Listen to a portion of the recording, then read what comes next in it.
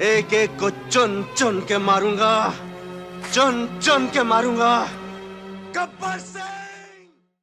24শে November 2025 এক যুগের অবসান। কাঁদছে বলিউড, টিনশেল টাউন হারালো তার হিম্যানকে। ধর্মেন্দ্র কেওয়াল কৃষ্ণ দেওয়াল সিনেমায় এসে নাম হলো ধর্মেন্দ্র। লুধিয়ানা থেকে এসে হয়েছিলেন দেশের স্বপ্নের নায়ক। রোমান্স, অ্যাকশন, কমেডিতে হিন্দি সিনেমার ইতিহাসকে দিয়েছিলেন নতুন নতুন অধ্যায়। স্মরণীয় কাজের মাইল ফলক পিছনে ফেলে জীবনের যাত্রায় ইতি টানলেন বলিউডের ধরম সাব। দিল ভি তেরা হাম ভি তেরে এই সিনেমা দিয়েই বলিউডে তার যাত্রা শুরু হয়েছিল। প্রথম দিকে বন্দিনী, আই মিলন কি বেলা, কাজলের মতো হিট ছবিতে সহ অভিনেতার চরিত্রে নজর কেড়েছিলেন। এরপর 1965 সালের যুদ্ধ নির্ভর ছবি হকিকত তাকে এনে দেয় প্রথম বড় সাফল্য।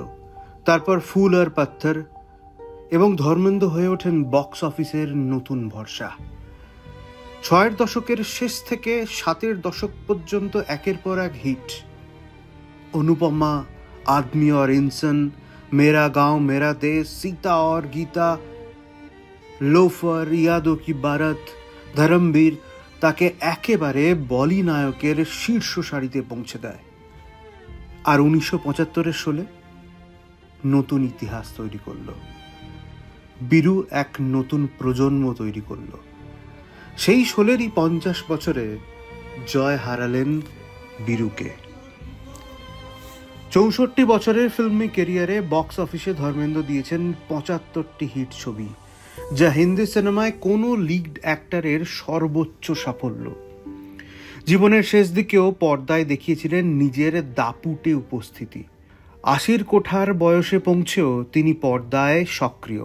রকি और রানী কি প্রেম কাহিনী, তেরি বাতোं में ऐसा उलझा जिया তার জলজ্যান্ত প্রমাণ।